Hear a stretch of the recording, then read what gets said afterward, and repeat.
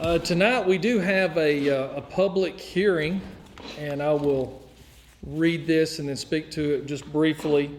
This is an ordinance to amend Chapter 34 of the Code of Walker County, Georgia regarding land development to adopt documents by reference, whereas Walker County, Georgia desires to amend its ordinance to adopt certain state minimum code standards for the purpose of public health, welfare, and safety in the unincorporated areas of the county. Therefore, hereby ordinance by the Walker County Commissioner that Chapter 34 of the Codes of Walker County, Georgia is amended to include Article 1, Section 34.2, Code adopted. Each construction code listed in Section 34.2A through D is hereby adopted by reference as if set forth in its entry. The following minimum standard codes as approved by the state of Georgia includes any attachments, future addition, indexes, supplements, and amendments, including local amendments adopted by Walker County.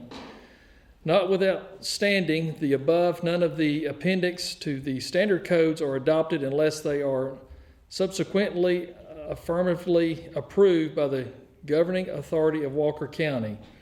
A, International Building Code. B, International Energy Conservation Code. C, International Residential Code.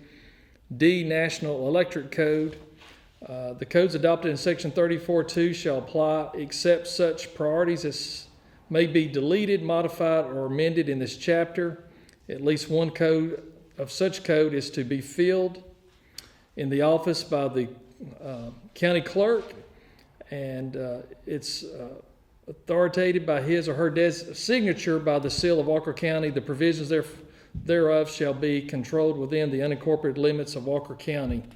So what this really comes down to is we have these codes already in place, but what's happened in the past is as they've come out with new code additions, newer years, we didn't have the mechanism in place to automatically adopt the new addition. So the county attorney tells us with this change in this language, this would allow us, as those code books are adopted and published, then we would automatically adopt those. Am I saying that correctly? You are. So is there any questions or public comments on this? This is the first public hearing on this, and there will be another one in 2 weeks, and this has also been advertised, but this is just more of a technicality to make sure we have the latest code books in place for our building inspection department for those items being International Building Codes, International Energy Conservation Code, International Residential Code, and National Electrical Code. Any questions or comments on those? Okay. Then we're going to move into our regular scheduled meeting. It is 6:04 p.m. We do have our minutes from our prior meetings. So we did have a public hearing on October 22nd, 2020. Those minutes are in the packet. Is there any questions, concern, or issues with these minutes? Okay, hearing none, we'll sign these into the record.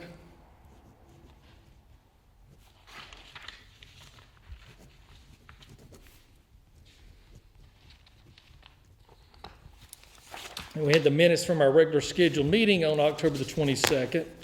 Same with those. Is there any questions or concerns or issues with those minutes? Hearing none, we'll sign those into the record.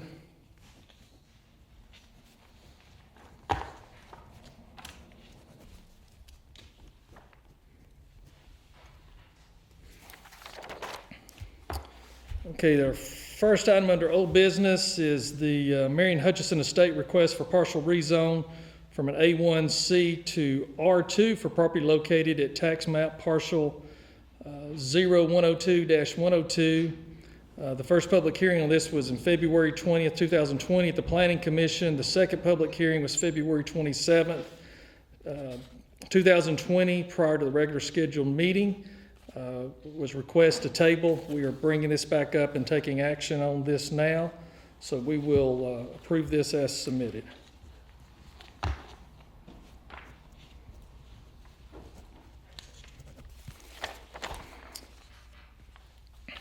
Okay. Next item we have Resolution R 2920, a resolution of the sole commission of Walker County to declare property from various departments as unserviceable surplus and removed from the county inventory. Whereas OCGA 369-2 provides that the county governing authority shall have the control of all property belonging to the county and may, by order entered on its minutes, direct the disposal of the real property which may lawfully be disposed of and make and execute good and sufficient title thereof on behalf of the county. And whereas various departments within Walker County government have requested the property listed on Exhibit A be deemed unserviceable surplus, and further request that the property be removed from the county inventory.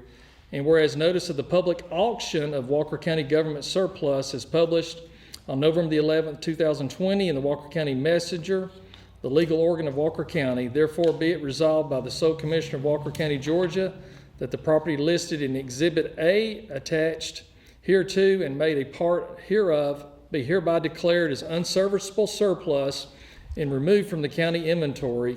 Items listed on the Exhibit A shall be sold to public auction at the Walker County Road Department at 91 Industrial Boulevard in Chickamauga, Georgia at 10 a.m. on Saturday, November the 21st, 2020.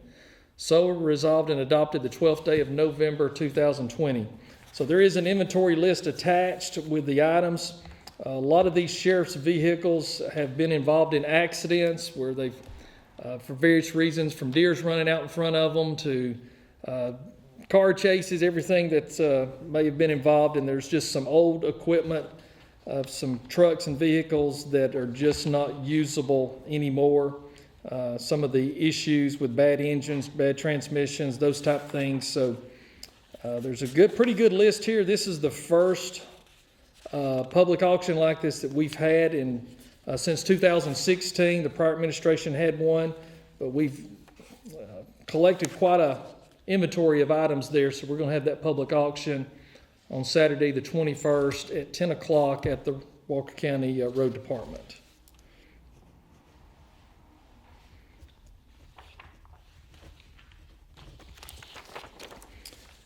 Okay, we have Resolution R 30-20 to modify a promissory note on loan number 2014 L19SW between the Georgia Environmental Finance Authority and Walker County.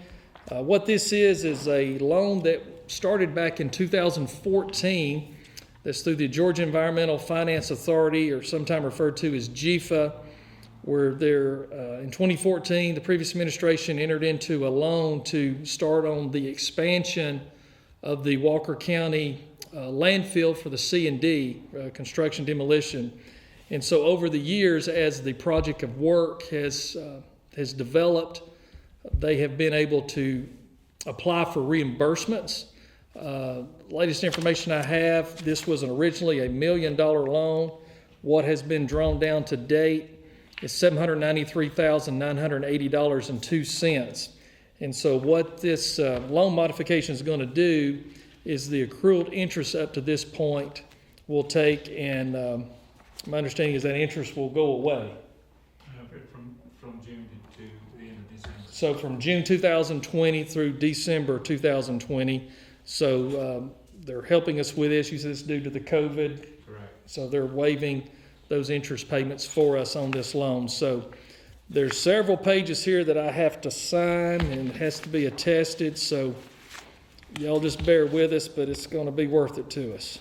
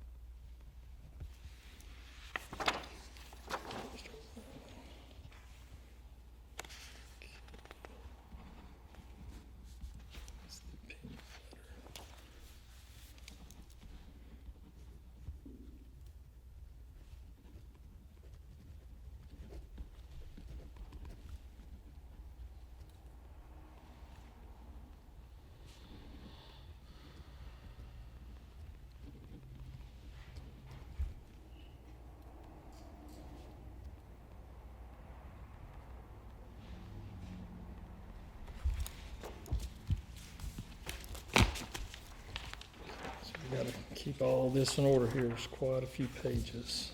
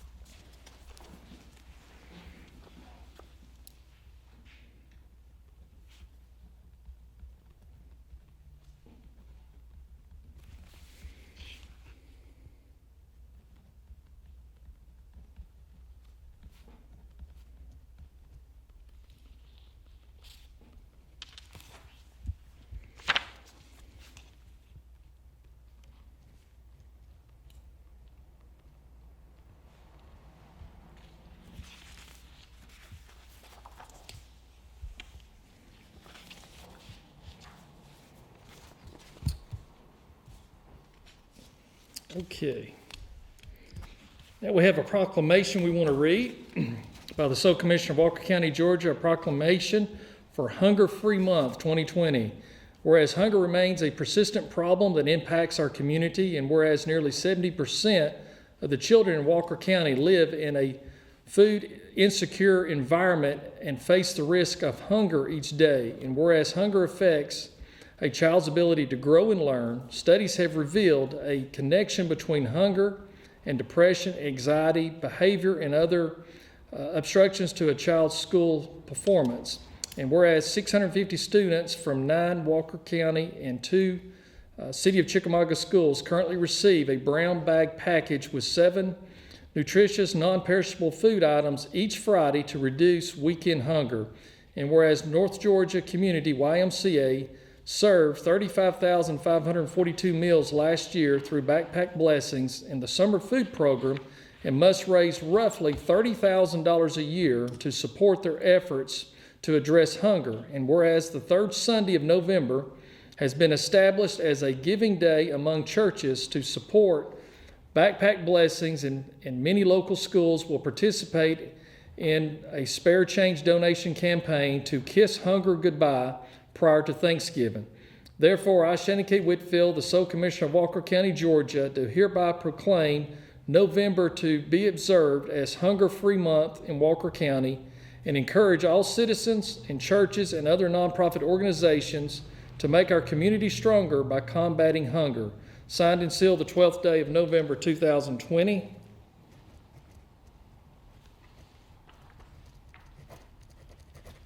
So I wanted to present this to our superintendent, Damon Raines, and we appreciate all that you do in our community for this, and we'll ask you if you'd like to say a few words. I just appreciate you guys doing this every year.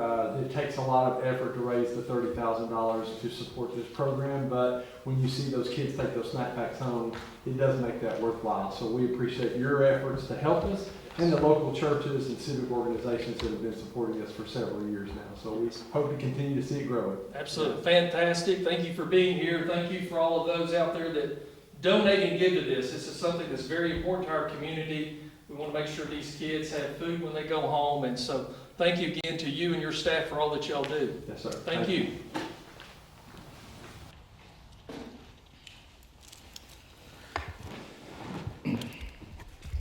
Okay, we did have an item on our agenda that we're going to table into our next meeting. Our fire chief wasn't able to be here with us tonight, and so we wanted to wait because he's got a presentation that he wants to deliver on this. So it wasn't anything that we could not put off. So we're just going to table item number 5 until our next regular scheduled meeting when our fire chief can be here with us. Okay, next item we have item number 6, agreement of funding for our VOCA program through the district attorney's office. This is a CJCC grant that we do every year. I hate for y'all to have to sit through this, but we've got a wad of paper here that we've got to go through and sign. But this is funding that we get every year. The allocation of this, the base federal funds is $183,831. The base waived matching funds was $45,958. And then the allocation number 2 was $55,062 with a waiver match of $13,766. So this is something that helps our judicial system and our district attorney's office. And so anytime we can get additional federal dollars to help, it's always a good thing for our community. So got this letter here I need to sign.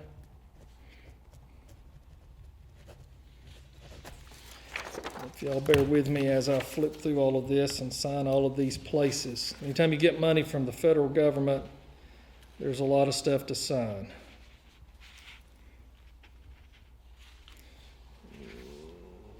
Let's see here.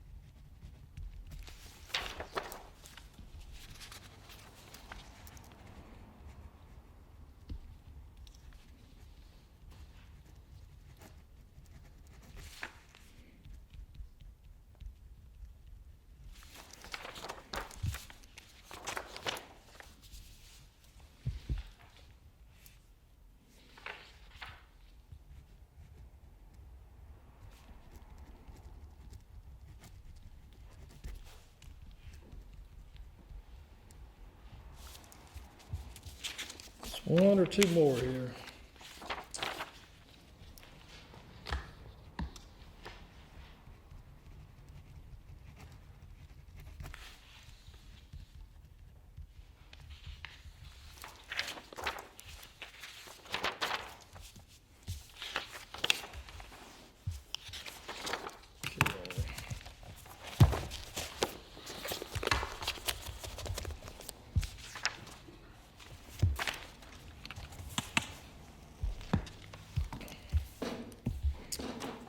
Okay, then the last thing on our regular scheduled agenda is our monthly statistical data report that we publish.